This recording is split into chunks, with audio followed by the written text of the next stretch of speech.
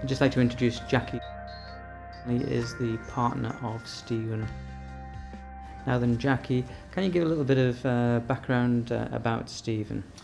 Stephen and I met in 1975, actually, when I was 17, Stephen was 18, and we went out together as young people, and then life took us in different directions. However, we saw each other many, many times over the years, and to my surprise, in December 2007, Stephen had visited my parents' home to ask where I was and what I was doing and where had life taken me. And from that, Stephen and I met up the following week, and within a very short time, Stephen came to reside partially at my house. And we restarted another relationship together, which was most unexpected, but great. Okay, so you've both been in previous relationships, hadn't you? That's right. I mean, I was married when I was very young and had 2 children who are now grown up. And Stephen was married in his late 40s, actually, and then had a son, Joshua, who is now 10 years old. Okay, so what happened with Stephen in 2008? Right. Stephen had left his mum's home in Lanchester to get a bus to Langley Park. And apparently was walking up to my house, which is quite a walk from Langley Park, and he stepped out on the road and was hit quite badly by a bus. Jackie, I'm sorry, could we just do that answer again? When you lifted your hand up, Oh, sorry. I felt I did, sorry. All right, so if you were just able to answer that question again. On the afternoon of Stephen's accident, he left his mum's home in Lanchester and had spoken to his mum actually in Lanchester, and she'd asked where he was going, and he'd said, "Oh, I'm going off to Langley Park, I'm going to see Jackie." And she'd said, "Right." So he got the bus to Cairnsburn, where he would have then had to walk into Langley Park. Was walking out of Langley Park, where it was quite dark by then and quite a cold, foggy night, I believe. And Stephen stepped out onto the road and was hit by a bus. Okay, so this was November time? This was November 2008. 2008. So what's been Stephen's journey from there? Right, Stephen, fortunately, actually, I found out from the police officers at a very later time that Stephen, the first on the scene was actually some off-duty paramedics, which was quite useful. And Stephen was quite ill at the scene, and they didn't think he was going to actually make it to the hospital. He was so badly injured. So Stephen was then taken in Durham City, where he was there for a week, and then was transferred where I believe the 3.5 months that Stephen was there, that was where Stephen started to recover very well. From there, he went back to where he spent 2.5 weeks, and then was transferred to where he was there for 6 months. Then Was Stephen making any progress from leaving? No. I think Stephen was very incontinent all the time. I visited Stephen every single day, and he was just, to me, just sort of doing nothing.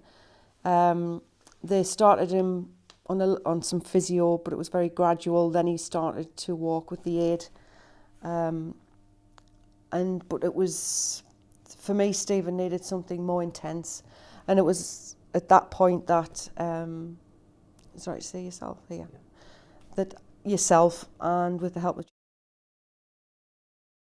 came out and assessed Stephen, and decided that the best place for Stephen at that point would be.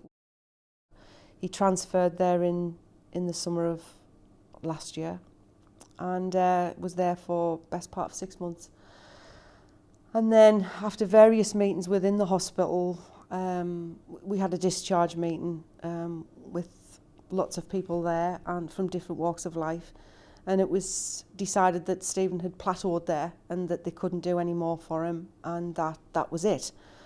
And then obviously, Alistair, with your input, and suggestions that Stephen needed slow ongoing rehab, or at least to be given the chance of that, that there were other options and other places available for that.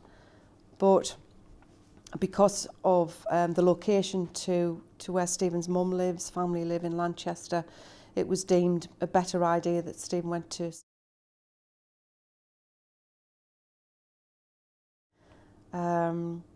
And that came as a great shock to me, because I knew that that was long-term residential care, and I knew he needed. That's fine, Doctor. You okay to carry on? Gather yourself a few seconds. And he's gone from, what we're trying to get across here, he's gone from intense rehabilitation, cognitive rehabilitation and physical rehabilitation, into an environment where there's nothing. No. And at that point, on Stephen's transfer, which was November last year, because I'd actually gone to have a look at the place with his mum, and I knew it wasn't right for Stephen. And at that point, I had to decide. Do you want a few minutes? Because it was morally wrong that he was there, could I actually continue to visit Stephen in there? And how long would he be in there? Was it going to be short term? If he wasn't going to get any rehabilitation, what was the point? And I couldn't stand back. Go in there and visit someone that you love very much, just see fade away. And that's actually what's happening to him now. So it's very difficult when there are so many better options for him. But I'm not Stephen's wife, and I'm not his legal guardian or next of kin, so I have no say, and I have to stand back and just watch this happen.